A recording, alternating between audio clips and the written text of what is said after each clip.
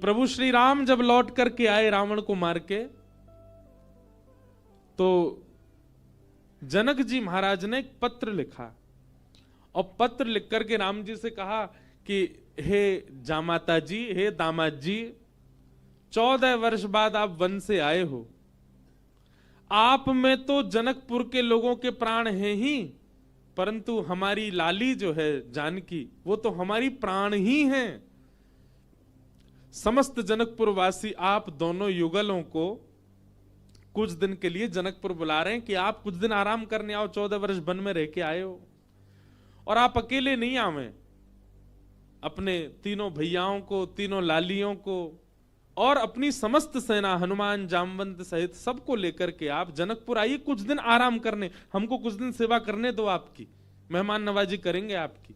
कुछ दिन के भ्रमण के लिए आप लोग जनकपुर आ जाओ। भगवान सभा में बैठे थे और सभा में बैठे बैठे जैसे ही जनक जी का पत्र आया तो भगवान ने हनुमान जी से कहा, पत्र पढ़ के सुनाओ, क्या बोल रहे हैं हमारे ससुर जी। हनुमान जी ने पूरा पत्र पढ़ा।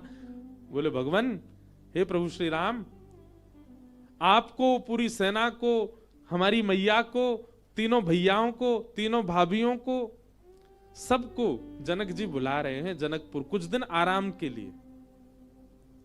सबरे बंदर उछलने लगे। बोले, जय हो, बढ़िया भयो, अब आनंद आएगा, जनकपुर में जाएंगे, हम सब अपने हाथ पांव दबाएंगे। बहुत युद्ध करके आए रावणों से, रावण की सेना से, और बढ़िया मालपुआ खावे को मिलेगा। राम जी की बारात में तो हम नहीं जा पाए थे, पर बारात की चर्चा हमने सुनी थी। वहां तो भैया बड़े पकवान बने थे, हम सब जाएंगे। ब्राह्मण सारे बानर इतने ज्यादा उत्सुक हो गए, हम सब जाएंगे। बानरों की उत्सुकता देख करके राम जी बोलो, शांत हो जाओ भैया। अब भाई देखो, हमारा निर्णय यह है कि जनकपुर हमारी ससुराल है, और कहीं भी नाक कट जाए चलता है, पर ससुराल में हमारी नाक ऊंची रहनी चाहिए। और इन सब बातों को ध्यान में रखते हमारे मन में आया कि हम जाएंगे, भरत जी जाएंगे, लक्ष्मण शत्रुघ्न जाएंगे, चारों बहुएं जाएंगी, कुछ वरिष्ठ लोग जैसे जामवंत जी, हनुमान जी, अंगद जी आदि आदि कुछ वरिष्ठ लोग जाएंगे। बाकी बानरों से हमारी प्रार्थना, आप तो यहीं सरजू जी के तट पे अयोध्या में ही रहो, आप लोग मत चलो। बानर सब उदास हो गए। बोले, क्यों, हम क्यों नहीं चलें? बोले, आप लोगों का स्वभाव ऐसा ही है, किसी से भी छीन के खा जाते हो, कहीं पर भी मलमूत्र त्याग देते हो, कहीं भी उछल कूद कर देते हो, डाले तोड़ देते हो, वन उजाड़ देते हो। और जनकपुर हमारी ससुराल है। हमारे सामने किसी ने कह दिया कि अरे देखो, वो वन पूरे बानरों ने उजाड़ दिया। बानर किसके? बोले, राम जी के। तो हमको तो बहुत बुरा लगेगा, लेकिन आप लोगों का यही स्वभाव है, तो क्या करें? इसलिए आप लोग तो अयोध्या में, इसको कितना भी चलो उजाड़ो, ये रहेगा, अपने ही लोग हैं, सुधार भी देंगे। अब वो तो ससुराल है, वहां तो संकोच हो जाएगा हमको।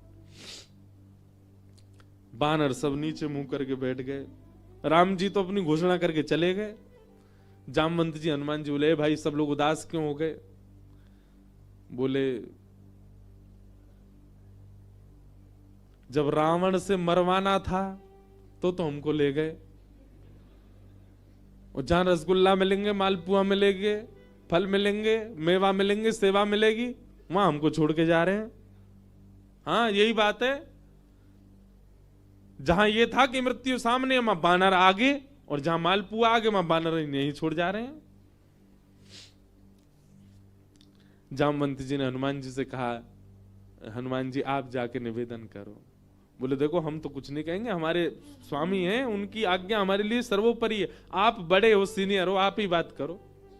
जामवंत जी गए और राम जी से कहा, देखो सब बानर बहुत उदास हो गए, आप ऐसे मत करो, मैं जिम्मेवारी लेता हूं, एक पत्ता भी जनकपुर का टूटेगा नहीं, किसी वृक्ष का। ले देखो, आ गए ऊपर से। इनकी काम की बात चली, सुनवे आए।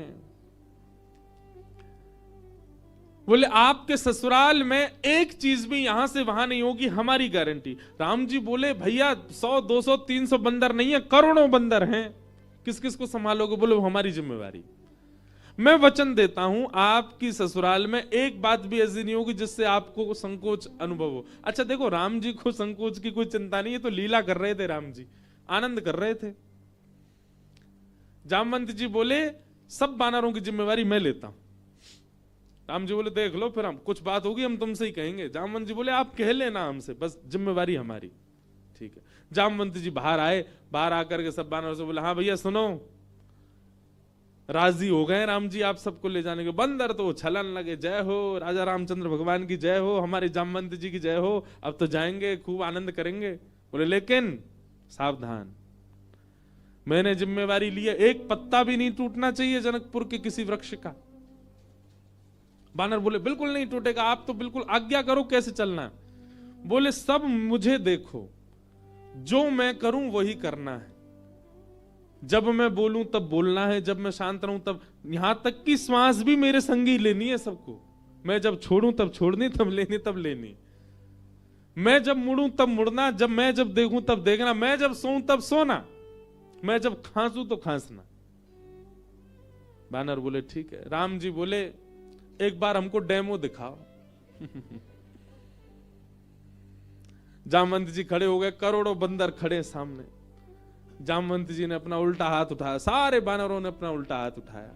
जैसे परेड होती है ना 26 जनवरी को, तो हमारे मिलिट्री के जवान बिल्कुल एक संग उनके हाथ पैर चलते हैं, ये हाथ पीछे तो यही हाथ पीछे जाएगा। उनको देखो कभी, उनके पैर भी बिल्कुल समय पे आगे, समय से पीछे, गर्दन भी समय से चलेगी। वैसे मिलिट्री के जवानों की तरह सब बंदर खड़े हो गए। जामवंत जी हंसे तो सबरे बंदर हंसे। जामवंत जी खांसे तो जिनको खांसी नहीं आ रही वो जबरदस्ती खांसे। खांसना ही है, जामवंत जी खांस रहे हैं। राम जी बोले चलो ठीक है, अब चलते हैं जनकपुर। आहा, जनकपुर की ओर जा रहे हैं। 14 वर्ष बाद वन से लौटने के बाद, राज्याभिषेक के बाद, राजा रामचंद्र भगवान पूरे नगर में उत्सव मनते जा रहे हैं। जहां जहां से निकलते हैं वहीं पुष्प वर्षा हो रही है, विशाल सेना राम जी की चल रही है। पर इस पूरी यात्रा का सबसे श्रेष्ठ केंद्र बिंदु, आकर्षण बिंदु था बानरों की परेड। बिल्कुल ऐसे चल रहे हैं सीधे। जामवंत जी इधर देखे तो सब बानर इधर देखे, जामवंत जी नीचे तो सब नीचे, जामवंत जी खुजा में तो सब खुजा में। जैसे ही जनकपुर में पहुंचे, राम जी की सब बलैयां लेने लगी अटारी इनसे, हमारे पहुना आए, हमारे जमाई राजा आए। सबके नेत्र सजल हो गए। पर पूरे जनकपुर में जैसे ही बानरों ने प्रवेश किया, आहा, बानरों की ऐसी प्रशंसा, भैया कैसे सुधरे भाई। अच्छा, जामवंत जी ने सबके काजे वस्त्र भी सिलवाए थे। सब बानर बिल्कुल बढ़िया, ऊपर को आधी बगलबंदी सी पहन के, नीचे धोती सी पहन के, टोपा से पहन के चल रहे थे। कैसा, मैं तो चिंतन करता हूं कैसे लग रहे होंगे सब। हम बंदरों के बीच में ही रहते हैं ना वृंदावन में। महाराज आरती का थाल ले लेकर के जनकपुर की सब नारियां आरती कर रही हैं, पर बानर नहीं उनकी ओर देखें भी। जब जामवंत जी देखेंगे तभी देखेंगे। जनक जी महाराज ने स्वागत किया, और स्वागत करके खूब प्रेम से वार्ता हुई। और फिर बोले भैया पूरे जनकपुर में हल्ला है आपके बानरों का, कैसी सेना, लग रहा है देखते ही बनता है कि यही बानर मार सकते हैं रावण की सेना को। इतने शिष्टाचारी, इतने गंभीर। देखो इतनी बड़ी सभा में करोड़ों बानर बैठे हैं, पर सुई गिर दो तो उसकी आवाज भी आ जाएगी। Pin drop silence. दूर बैठे जामवंत जी सिर हिलावे, सब बानर करें हाँ। अब आप बहुत दूर से चल के आए हैं, सबकी प्रसाद की व्यवस्था है। हाँ भाई, सब बानरों के आगे चौकी लगाओ। पहली बार बानर चौकी पे बैठ के पाएंगे। चौकी पे बैठ गए, चौकियों के आगे दूसरी चौकी, चौकी के ऊपर सोने की थाली, चांदी की कटोरी। आहा, क्या बढ़िया, सब बानरों की थाली। पहली बार बानरों के आगे थाली लगी है। लेकिन बानर थाली में नहीं देख रहे हैं, सब जामवंत जी को देख रहे हैं। पनीर की सब्जी आई, काजू की सब्जी आई, ये सब्जी आई, मिष्ठान आए, पूड़ी आई, 5 प्रकार की पूड़ी आई, रोटी आई, चावल आए। बानरों का स्वभाव क्या है, आप केला भले ही हाथ से दो लेकिन फिर भी छीन के ही लेगा। बानर का स्वभाव होता है, उसका छीनने का ही स्वभाव होता है। पर सारे बानर ऐसे बैठे जामवंत जी को देख रहे, टेढ़ी टेढ़ी नजर करके देख तो रहे थाली में क्या क्या आ रहा है। लार टपकती जा रही है, लेकिन नहीं, जामवंत जी जैसे कहेंगे वैसे ही खाना है। सबको फल दिए गए, फलों में सब फल अमनिया करके दिए, आम सबको साबुत दिए गए, सबकी थाली के आगे आम रखे गए, सब बिल्कुल थाली हो गई। जामवंत जी महाराज ने सब बानर की ओर देखा, सब बानर बिल्कुल जामवंत जी को देख रहे थे। जामवंत जी ने हाथ में जल लिया, अन्नपूर्णे सदा पूर्णे, सब बानर बोल रहे अन्नपूर्णे सदा पूर्णे। थाली के ऊपर 4 बार घुमाया, सब बानर घुमा रहे हैं। आचमन किया, सब बानर आचमन कर रहे हैं। जनक जी बोले, राम जी मान गए आपकी सेना को, क्या अद्भुत बानर है सब।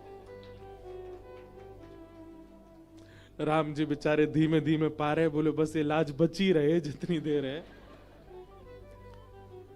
प्रसाद पाने लगे, बिल्कुल वैसे अगर दाल चावल पा रहे हैं जामवंत जी, सब दाल चावल ही पा रहे हैं, जितनी दाल जितनी सब्जी डाल रहे हैं उतनी डाल रहे हैं। अद्भुतता थी देखने में। थोड़ी देर पाने के बाद जामवंत जी की दृष्टि पड़ी आम पे, जैसे ही आम उठाया, सब बानरों ने एक संग आम ही उठाए। जामवंत जी घुमा के देखें, सब बानर घुमा के देखें। जामवंत जी ने जोर से आम दबा के देखना चाहा कितनी गुठली है इसमें। अब वो आम ऐसा था कि जैसे नेक दबाया सो गुठली उछल गई उसमें से। अब जैसे ही गुठली उछली तो सब बानर दोनों हाथन से दबाई रहे, वो गुठली उछलनी चाहिए क्योंकि जामवंत जी की गुठली उछली है। अब सब बानर जैसी आम दबा में सबकी गुठली उछली। गुठली के उछलते ही जामवंत जी बोले, इन हाथों से मेघनाथ निकल के नहीं भाग पाया, इन हाथों से रावण निकल के नहीं भाग पाए, छोटी सी गुठली भाग गई। और जामवंत जी जैसे ही उछले गुठली पकड़ने को, बानर बोले हमें भी ऐसे ही पकड़नी है, और एक दूसरे के ऊपर झपट्टा मारे। महाराज या पकड़, कहीं कड़ी उछाल रहे हैं, कहीं दाल उछाल रहे हैं, पूरी उछाल रहे हैं। जनकपुर की पूरी सभा जो कि स्वर्ण मंडित थी, जो कि चांदी से मंडित थी, आज वो खीर मंडित हो गई। सब जगह कड़ी खीर उछाल उछाल करके पूरी सभा का लेपन कर दिया। राम जी नीचे नजर करके बैठे। अब तो बानरों को खुली छूट मिल गई, एक दूसरे की थाली में से ले लेके भागे। 2-4 बानर तो जनक जी की थाली उठा के भाग गए। जनक जी देखते रहे, और देखते ही देखते जनक जी की दृष्टि पड़ी राम जी को। राम जी बड़े संकोच। जनक जी समझ गए ये तो भैया पूरा प्री प्लान्ड था कि सीधे सीधे चलना है, सीधे सीधे खाना है। नहीं, बानर अपना स्वभाव कैसे छोड़े। राम जी को संकोच में देख जनक जी ने उनको हृदय से लगाया, बोले हम बिल्कुल अप्रसन्न नहीं है, हमको प्रसन्नता है कि इतना आनंद हुआ जनकपुर में इतने दिन बाद। आप बिल्कुल संकुचित मत हो। लेकिन सबसे ज्यादा संकोच हो रहा था जामवंत जी को। मैंने जिम्मेवारी ली थी और मैंने बिगाड़ दिया सब काम।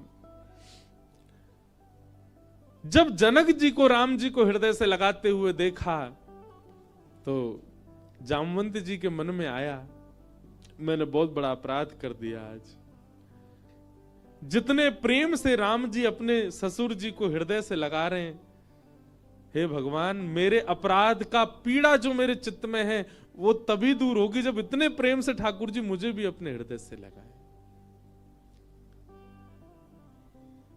जी की हृदय की भावना राम जी पहचान गए।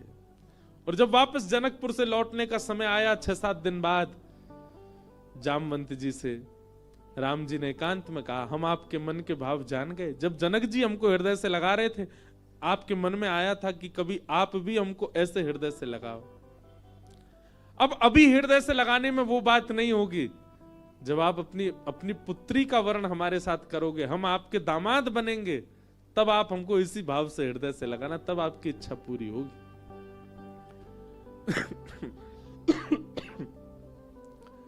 जामवंत जी को 1 युग तक प्रतीक्षा करनी पड़ी, और 1 युग बाद आज वही राम जी जब कृष्ण बनकर के आए, जामवंत जी ने अपनी पुत्री जामवती का विवाह भगवान के साथ किया। बोलो जामवती रमण भगवान की। ऐसे हमारे ठाकुर जी हैं। तीसरा विवाह भगवान का सत्यभामा के साथ में हुआ।